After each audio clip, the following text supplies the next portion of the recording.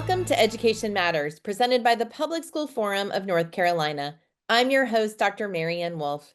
In today's episode, we are so pleased to give you a glimpse of our annual Eggs and Issues. We are so pleased to bring you this presentation of our top education issues for the 2025-26 legislative biennium. Lauren? Good morning, everyone, and thank you, Marianne.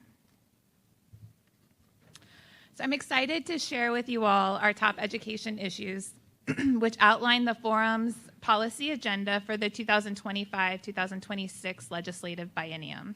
And I want to note before I begin, and you heard some of our Marianne and Latanya allude to this, that these priorities were informed by many of the students, educators, and families that we work with every day across the state, including some of you who are in the room today. So thank you to those of you who have shared your experience and expertise with us. We also recognize that while these priorities will guide the forum's advocacy work for the next 2 years, there are many critical things not on this list that are important to supporting students and educators in public schools that are just beyond the scope of what we're focusing on. So I'll give a fairly quick overview this morning of these issues, and you can find the full publication and sources at your tables as well as on our website. Our first top issue is to ensure that our school funding system is equitable, adequate, and flexible to meet students' unique needs. I think this will be no surprise, that this priority will be no surprise to those of you who have followed the forum's work over the years. We've long advocated for investing in our local public schools because we know that this is an investment in our children, our communities, our economy, and the future of our state. Economic research is clear that investments in public education pay off both in the short and the long term. Increased school funding is tied directly to improved standardized test scores, higher graduation rates, higher rates of college attendance, and lifetime earnings.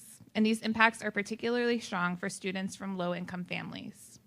But our state is not providing enough resources for all of our children to thrive and to have what they need to be successful in work and in life. In recent years, North Carolina has consistently ranked at the bottom of the country in per-student spending. You can see these charts on our slide. Most recently, we were ranked 48th on per-student spending, falling nearly $5,000 below the national average. We also ranked 49th in the country on funding effort, or the amount of funding overall per student relative to the state's wealth. So we have a lot more that we could be doing to fund education. Our children need adequate and equitable funding, and we need a system that is flexible and efficient to ensure that unique student needs are being met. Last legislative biennium in 2023, we saw a proposal to shift to a weighted student funding formula, which would tie funds more directly to students with a base amount for each child and additional funding based on students' individual needs and characteristics.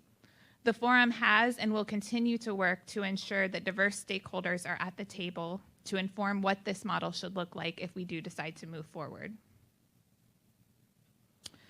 While the local public schools that serve the vast majority of children across North Carolina do not have the resources that they need, state lawmakers appropriated nearly $1 billion to the Opportunity Scholarship School Voucher Program in 2024-2025. Many of the private schools receiving these funds are inaccessible to large numbers of students and families in North Carolina because of cost, lack of services, or admission policies that discriminate based on a number of characteristics like religion, disability, academics, and sexual orientation. So we encourage our lawmakers to prioritize public dollars for the public schools that are open to all. And the public agrees with us. Many of you in the room.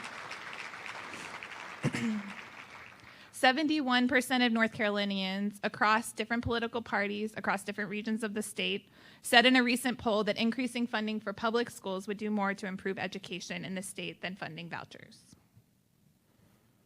Our next issue is to make educator pay competitive in North Carolina. As Marianne said, and as we will repeat till the end of time, educators are the #1 factor impacting student outcomes. But we continue to see high rates of teacher attrition and fewer prospective educators entering the profession, due in large part to the fact that it's very difficult to afford basic living expenses on a teacher's salary in this state. North Carolina's teacher pay ranks 42nd in the country for beginning teachers and 38th in the country for average overall salary. We fall well below the national average on both of these measures, and North Carolina educators earn about 25% less than comparable college graduates in the state. So we have a very long way to go to get teacher pay to where it needs to be, so that our compensation can be competitive with that of other states, including our neighboring states and other industries. So a policy action for this biennium is to develop a plan with input from educators to increase base pay for teachers to reach the national average by 2030, and to compensate teachers for advanced degrees and additional duties. And again, after teachers, principals are the second most important school-based factor impacting student outcomes. So for this upcoming biennium, we'll be lifting up and supporting the efforts of many principals and leaders, some of whom are here today, who have pointed out the need to simplify and stabilize the current principal pay plan to be able to attract and recruit excellent educators into these roles, and to incentivize excellent principals to serve in low-performing schools. Issue number 3 is to address critical needs to support child well-being and success, both in and outside of school. I think it goes without saying that our children have been through a lot in recent years. Recent events and shifting contexts, devastating impacts from Hurricane Helene most recently, the pandemic, and an uncertain future for vulnerable populations, among many other things, contribute to a very challenging time for our young people, as well as for the adults who care for them. I think everyone here in this room today can likely bring to mind a child who's struggling with mental and or physical health challenges. And we know that for students to be successful in school, their most fundamental needs must be addressed. The good news is that we know what types of supports work well for kids both in and outside of school.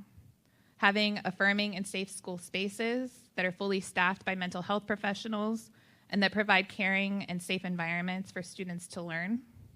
High quality out of school time programs help students to build social and academic skills, reduce absenteeism, and can provide them with access to healthy snacks and meals, among other things. And my colleagues at the NC Center for After School Programs can tell you lots more about that. So this session, we are encouraging our lawmakers to implement policies that prioritize the mental health of students as well as educators, and close the after-school summer learning and enrichment funding gap with funding designated specifically for school and community-based programs. Our final issue for the biennium, the most exciting one, is to adopt assessment and accountability policies, that was a joke, that are fair and effective. Effective assessment and accountability policies provide important information about student progress in areas where additional support is needed. But our current model, which relies on school performance grades based mostly on a single test score on a single day, is more reflective of student poverty rates than actual learning. And you can see this illustrated in this bar graph on the screen that shows the breakdown of performance grades by the percent economic disadvantage in a school. So we support moving to a multi-measure accountability model like the one proposed by the Department of Public Instruction in 2023. A lot of experts here today with us informed that proposal, and we would like to see it move forward. This would offer much more informative and actionable data about school and educator effectiveness. And just as it is important for our families and our taxpayers and educators to have information about how schools in our public schools, or students in our public schools are doing, the same is true for students in our private schools that receive public funds. Right now, private schools that receive school vouchers do not have to report what they teach or how their students are performing, which makes it very difficult to determine whether they're providing a quality education to their students. Our analysis showed that only 8.5% of the top 200 schools that received the most funding through vouchers last year publicly reported student outcome data. So we'd like to see our lawmakers take action to require all schools receiving taxpayer funds to measure and publicly report common and comparable student achievement outcomes. So that concludes my presentation of the top education issues for this biennium. We know that these priorities are shared by many people across the state and many of you in the room, and we look forward to partnering with all of you in the coming months to support our students, educators, and our schools. Thank you so much for joining us. After the break, we'll continue our session from Eggs and Issues 2025.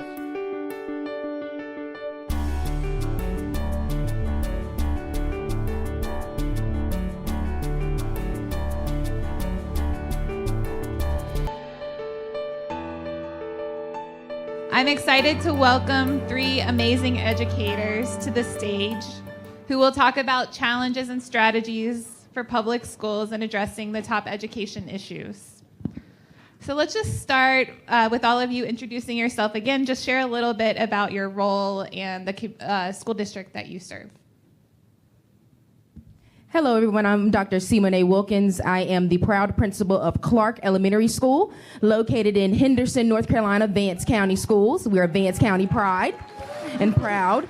I have been serving at Clarke. This is my second year as principal. I actually took over in September of last year, going from assistant principal to principal in about 3 weeks. So I had to buckle in and strap up, but super excited. I've spent my whole career in Vance County Schools. I started in education in 2015 as a middle grades ELA teacher, worked my way up to an instructional coach assistant principal. So I am Vance County proud and super excited to be with you all on this morning. Buenos dias. Good morning. Thank you so much for allowing me to be here and to be able to speak and to represent my students in this space. I'm a multilingual teacher, so I teach 6th, 7th, and 8th grade in Cabarrus County Schools. I have always wanted to be a teacher because I so desperately wanted to see myself represented in the educators around me. And the truth is, I never got that experience outside of having a Spanish teacher. The first one for me was actually at UNC Charlotte with Dr. Medina. And so she and all of the educators I've had around me that look and sound like me have really inspired me to be the educator that I am today. So thank you so much for having me here and being willing to listen to what I have to say. I appreciate it a lot.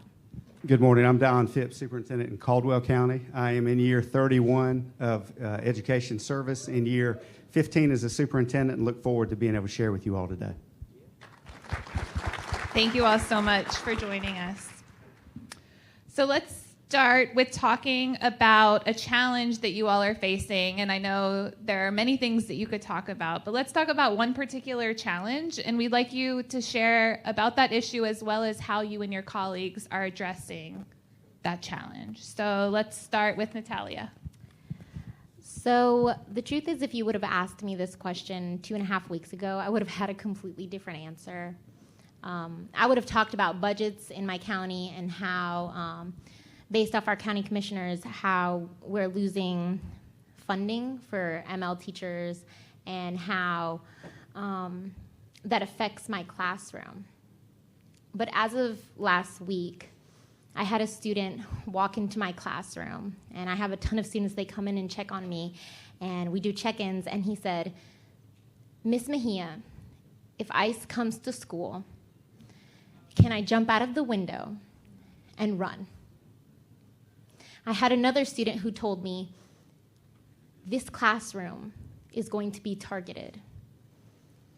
I had another student tell me that they practice what they need to say if ICE comes to their door. I had a parent later that day call me and honor me with their trust and break my heart by asking me what I thought. Should I keep my students at home? Is the school safe? And I had to break their heart and break my heart and tell them, no, the schools aren't safe. My classroom's not safe. But I promise you, I will always be a safe space. And it broke my heart because as an educator, I love. That is what we do. As human beings, we love. But we also understand that love is an action word. It moves us. It empowers us. And I ask you all, because I'm left here daunted, honestly, by the fact that where does my love go when I can't move? When there aren't actions that I can take for my community? What do I do? And that is a challenge I am facing because our North Carolina Constitution promises all students the right to a fair education, and here I am hearing that my students don't want to come to school. So what do I do? Where does my love go? And so that is a critical challenge that I will be facing and all North Carolina teachers are facing today in our classrooms. And that is truly where I find myself as an educator. How do I raise my voice? How do I move in love? How do I be an instrument of love? How do I work in empathy for my comunidad, for my community? Where do I go from here in uncertainty? And so I would say right now, that is a critical issue for myself and for my students.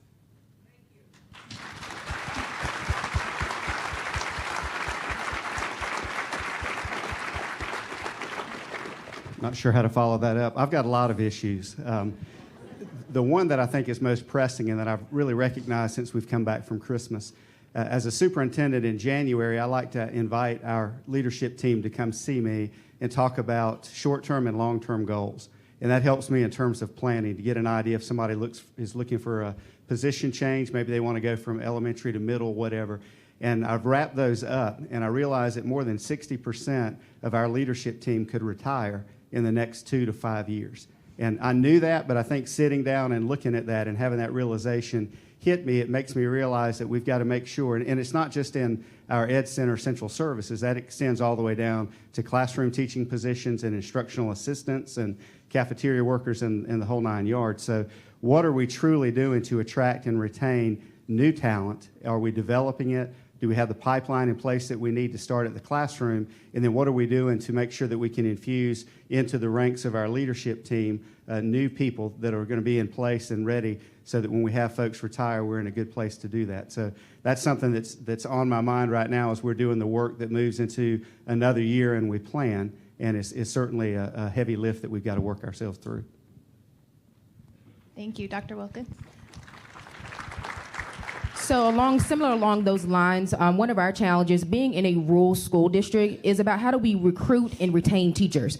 At Clarke, about 80% of my staff is international, meaning either from Jamaica or the Philippines. So as a principal, I have to constantly think about how do I bring in high quality educators when unfortunately not everyone is going to be able to get sponsored at the end of a school year, where we have relationships with students and families already built, and I have to plan for that. How do I tell my families that unfortunately at the end of the year, your favorite ESL teacher or your favorite 4th grade math teacher may no longer be with us next year. So that is something that we are really trying to work hard at with recruiting, and especially when you're around other districts who, unfortunately, they do have a higher teacher supplement. So it's really hard to recruit and retain when, yes, we are a rural community, we have so much passion and heart, but let's be honest, it's hard when you as an educator, you have to decide if you're going to get the meat that's $10 at the grocery store or if you're going to get the pack of chicken that's $6. And we are really working with inflation, and we have to do something about it in terms of how do we recruit and retain. As a principal, it was really disheartening. I had a long-term sub position in kindergarten, and anyone knows when you're dealing with kindergartners and foundational skills, that is like level 10 emergency. I literally took the day where I called at least 6 universities. Out of that 6 universities, I've called only about 5 of those individuals were actually still in the teaching profession. And that's alarming when we think about teacher prep programs and how do we create that pipeline from teacher prep programs into the school system. So that is a challenge that I know that we all are thinking about, but also in terms of relationship building. How do we make sure that our kids have equitable access to education so that no matter what their zip code is, they have the opportunity to succeed? What do you want policymakers to know about your students, about the work that you all are doing, and what do you want them to have as top of mind? Mine is for us to develop a local report card to try to take the place, or at least stand up beside, the old, antiquated, useless report card that exists in North Carolina. It is shameful that in 2025, we still judge students and teachers in schools by what happens on a single day, and that becomes a record of what goes on. I walk in our schools and I know the great work that's happening. And I feel like it's going to be valuable in our community when we ask our community, what are the things that you want us to be measured on? And those may look different in 115 different school systems across the state. But for Caldwell County, my feeling is after we've done that a couple of years, folks will want to see what the local report card looks like much more than what the state report card looks like. Because we know that those report card grades, though sometimes they may be accurate, most of the times they're not. And it's because they're measuring something that's just not comprehensive enough. So I think not just for this year, but for the next 4 years, I'm going to really be focusing on my students, making sure that they feel seen and have a sense of belonging, that they feel safe in my presence, right? Because I can no longer promise there's safety in my classroom. I'm going to make sure that my students understand their rights as humans, as citizens in this country. I'm going to make sure that I have my non-negotiables, that I know the things that I must stand strong in. No matter what room I walk into, these are my beliefs. This is what I hold true about my students. And I'm going to make sure that in every room I walk into, that I'm building these stories about my students, because stories can build people up, right? These community members, these people these children, right, that face these problems that we're seeing, deportation, or their families being deported back to their home country, remember, that is the woman in church that prays with you. Remember, that's your neighbor that you go and get bread and butter from when you're missing it from your house. Remember, that's the person that goes on a morning walk when you're driving down the highway, right, or driving down your neighborhood. Just making sure that these stories are seen, right? And in the midst of all this hopelessness, I had the amazing opportunity to go to the Freedom Park in Raleigh. And I was reminded in the midst of all my hopelessness, right, that the fight for freedom begins every morning. John H. Wheeler, right? He was a local Durham activist. He owned a bank, or he was a president of a bank, and he was a lawyer. And so I'm going to remind my students that every day, right? It's a new day. In the midst of darkness, we have hope. Morning is coming. We will continue. We will continue. We will continue. We have this, right? And it's all about building narratives and stories, and that all of you just see me, see my students, hear their stories, and be active listeners, and know that you also have a role in this. You can also partake, right? Because the fight for freedom is something that we all can believe in, right? As Americans, as people who live in this country, and as North Carolinians. So for 2025, my top issue at Clarke is equity. I am going to stand on the front line and continue to fight for rural schools in districts such as mine that were often overlooked in the conversation, but we have challenges just like suburban schools and urban schools, and our challenges might be different, but nevertheless, they're still challenges.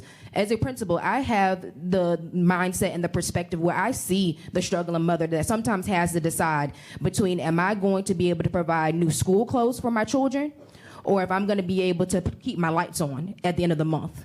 And for me, that's serious work. Equity in terms of making sure that with my particular school, every resource that we're given, we use in totality with intentionality, because we know that at the end of the day, if we do not do it with a purpose, it is in vain. So for me, making sure that my students at Clarke know, I do not care if you are from Henderson, North Carolina, you have the same ability as if you were in Wake County, Chapel Hill, and you are not going to let where you come from dictate your journey and dictate your future. So for me, I take this work very, very seriously. When we walk into that building every day, it's our job to make sure that our babies understand that you are going to be somebody, that you are going to be a game changer. At our school, we say every day we are focused on being game changers: growth, achievement, motivation, and empowerment. And if we don't challenge them to change the game and the status quo, that's going to have generational effects. And we are determined that we are going to break generational curses and barriers in Vance County and in Henderson, North Carolina, because our children deserve it. Wow. We can't thank you all enough. How lucky are we to have these amazing educators in our schools? Thank you so much to our guests and all those who tuned in for this Eggs and Issues episode. That's all for today, and we'll see you next week.